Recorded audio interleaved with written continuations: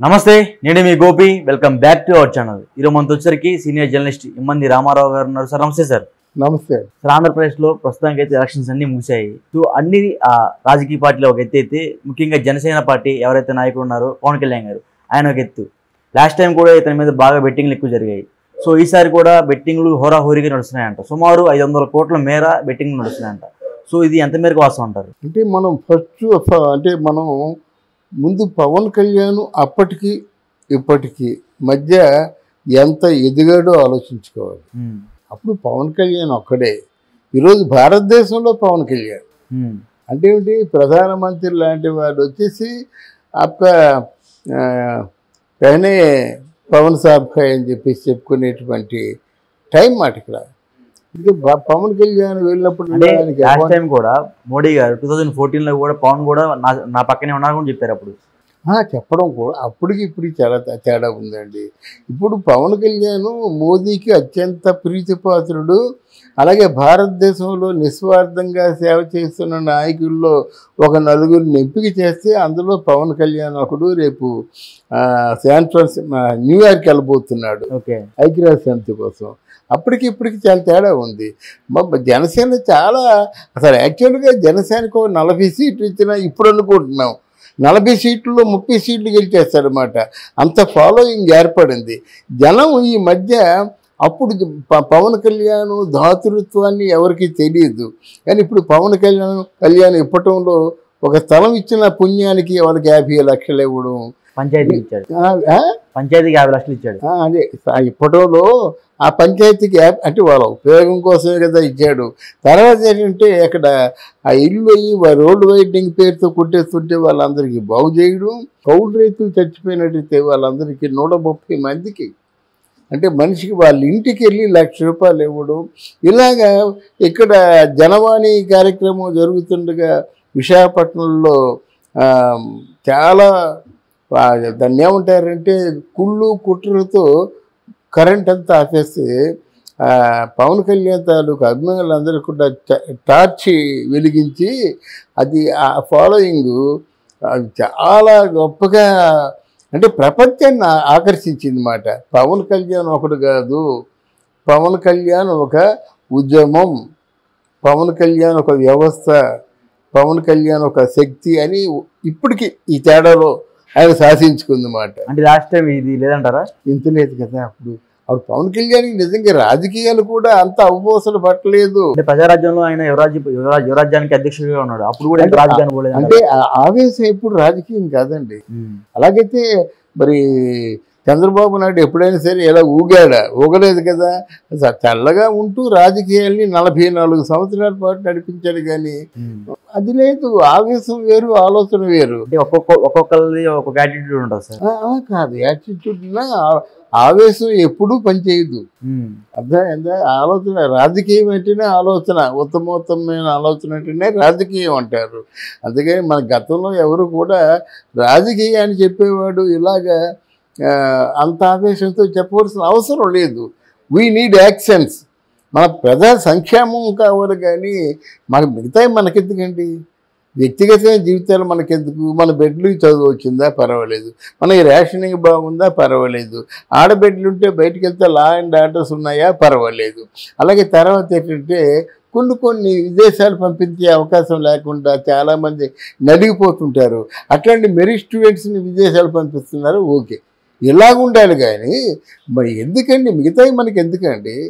కిరసనాలు, పప్పు, ఉల్లిపాయలు ఇస్తే మనకి ఎందుకు? ఎవరికి కావాలి? మార్కెట్లో దొరుకుతున్నాయి. అలాగే ఫ్రీ ఎడ్యుకేషన్ కావాలి, ఫ్రీ వైద్యం కావాలి. మరి రాజశేఖర రెడ్డి ఇప్పుడు కూడా గుర్తుండిపోయేటట్టు దానికి కారణం 108 కదా. మరి రాజశేఖర రెడ్డి తర్వాత మళ్ళీ అది స్కామ్ అయినప్పటికీ మళ్ళీ అంత అంటే ప్రముఖంగా సేవ అందించేటువంటి వాడు ఇంకెవరు లేరు మాట. ఇప్పటికీ రాజశేఖర రెడ్డి కుయ్యి అంటే జనంలో స్పందన, చప్పట్లు. కనుక ఇలాగా పవన్ కళ్యాణ్ ఎదిగాడు. ఇప్పుడు చెప్తున్నాను, పవన్ కళ్యాణ్ రేపటి భారతదేశపు ప్రధానమైన నాయకుడు అవుతాడు అన్నమాట. అందువలన ఇక్కడ ఏం చేశారంటే ఈ బెట్టింగ్లు అన్నవి నేను పొలాలు ఇచ్చేస్తాను, ఏదో ఒక క్యాష్ ఇస్తాను, అదే బెట్టింగ్లు అండి క్యాష్లో ఉండవు, పొలాలు అంటే స్థిరాస్తుల మీదే ఉంటాయన్నమాట. అది ముమ్మాటికి మంచిది కాదు. అది పవన్ కూడా ఖండించి ఉంటే బాగుండేది. అంటే పవన్ కళ్యాణ్ ఇప్పటికీ ఎంత ఎదిగినా సరే రాజకీయంగా పిఠాపురం వచ్చేసరికి మళ్ళీ వర్మ దగ్గర తలంచుకోవాల్సి వచ్చింది కదా, దాన్ని మీరు ఎలా భావిస్తారు? మళ్ళీ తలంచుకోవాలండి, తలంచమని చెప్పి చంద్రబాబు నాయుడు పంపించాడు. పవన్ కళ్యాణ్ చంద్రబాబు తలంచమని చెప్పాడా? తప్పదు. పవన్ కళ్యాణ్ చేసిన మంచి పని ఏంటంటే రాజమండ్రి జైల్లో ఉన్నప్పుడు 53 రోజులు ఎవరూ ఖాతరు చేయకుండా ఉంటే వర్షం పడుతున్నా, దారి పడుగుతా, అడ్డం పడుతున్నా, కింద పడుతూ, మీద పడుతూ పరిగెత్తుకుని వెళ్ళి నీకు నేను ఉన్నాను అని చెప్పాడు చూసారా. అది అప్పటితో పవన్ కళ్యాణ్కి మంచి రోజులు వచ్చేసాయి. అది వెంటనే లోకేష్ ఏమన్నాడు, నేను ఇంతవరకు ఎవరిని కూడా అన్నాని పిలవలేదు, నా పెద్దన్నయ్య పవన్ అని చెప్పాడు. తర్వాత పవన్ కళ్యాణ్ చంద్రబాబు నాయుడు దగ్గరికి వెళ్ళి, మీరు డోంట్ వరీ సార్, మీరు రాకపోతే ఎవరు వస్తారు, మీరు రావాలి, మీరు మాకు కావాలి, మీరు దేశానికి అవసరం అని స్వాంతన కబుర్లు చెప్పినటువంటి పవన్ కళ్యాణ్ని చంద్రబాబు నాయుడు గుండెల్లో పెట్టుకున్నాడు. ప్రత్యర్థి పార్టీ అయిన జనసేన నాయకుడు పవన్ కళ్యాణ్ గారు నాయకుడు కాదు కదా, నాయుడు అంటే ఆయన నమ్ముకొని ఒక క్యాడర్ ఉంది, ఆయన సీఎం కావాలని చాలా మంది కోరుకుంటున్నారు. సో అలాంటి వ్యక్తులకి ఈయన అన్యాయం చేసినట్టే కదా. కాదండి, అన్యాయం ఉంటే ఆయనకున్న పవర్ అంతా ఏమిటండి? సీఎంగా కోరుకుని పిఎంగా రేపొద్దున్న కోరుకుంటాను, దిగిపోతానని నేను. ఆయన తాలూ కెపాసిటీ ఏమిటి, ఆయన పొటెన్షియాలిటీ ఏమిటి అని తెలుసుకోవాలి కదా. ఇప్పుడు ఇదంతా చెప్పడం ఎందుకంటే ఇంకా పవన్ కళ్యాణ్ గారికి ప్రజల్లో అంత బలం లేదంటారా? అదే బలం కాదు, ఇక్కడ ఎన్ని సీట్లు మనం గెలుచుకోగలం అంటే గలుగుతున్నాం అన్నదే ప్రధానం. లాస్ట్ టైం 2 ప్రాంతాల్లో కూడా ఓడిపోయాడు కదా. ఆ ఓటం అనే మాట రాకూడదు నాయకుడికి. ఇప్పుడు కూడా చంద్రబాబు నాయుడు తాలూ ఆలోచన ఏంటంటే ఎన్నో ఉంటాయండి, కుట్రలు కుతంత్రాలు, అవినీతి బాగోతాలు ఉంటాయి కదా. ఎన్టీఆర్ అంత పెద్దోళ్ళే ఒక నాయకుడిగా స్థానంలో పేరుంది, అలాంటి వ్యక్తి ఓడిపోయాడు, ఇందిరాగాంధీ ఓడిపోయింది. సో పవన్ కళ్యాణ్ ఓడిపోవడం పెద్ద విశేషం అంటే ఇక్కడ పార్టీ నిర్మాత కదా, పార్టీ అంతా ఏమైపోతుందండి. ఇప్పుడు ఈసారి కానీ పవన్ కళ్యాణ్ ఓడిపోయినట్టయితే ఎవరైనా మన జనసేనతో ఉంటారా?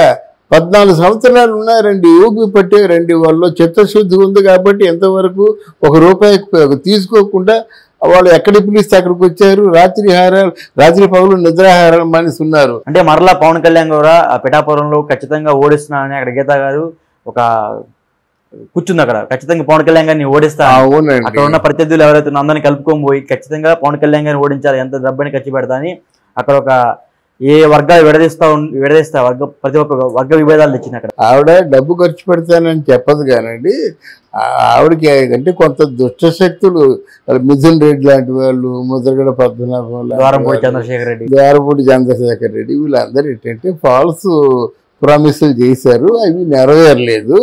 తర్వాత పవన్ కళ్యాణ్ కూడా ఎంత ఊహించలేదు, 86.5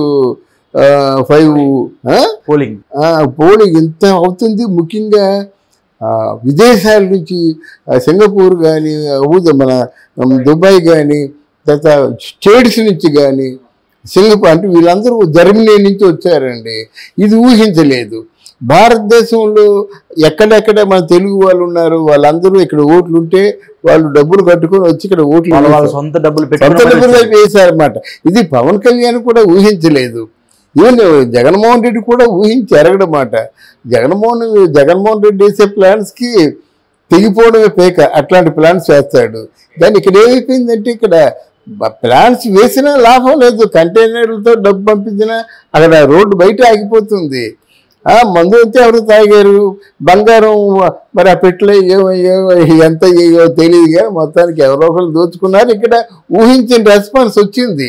అయితే ఇప్పుడు కూడా వీళ్ళందరూ అనుకున్నట్టుగా నేనేమో లక్షలు మెజారిటీ వస్తానని చెప్పను, కానీ పవన్ కళ్యాణ్ తప్పకుండా గెలుస్తాడు. అందుకు ప్రధానమైన కారణం వర్మ గారు పవన్ కళ్యాణ్ గారిని బ్యాక్ బిచ్చింగ్ చేశారని. అంటే డెఫినెట్ గా వర్మ గారు, ఎందుకంటే ఆయన ఇండివిజువల్ గా గీతను ఓడించగలడు, ఇండిపెండెంట్ గా నిలబడినా ఓడించగలమాట.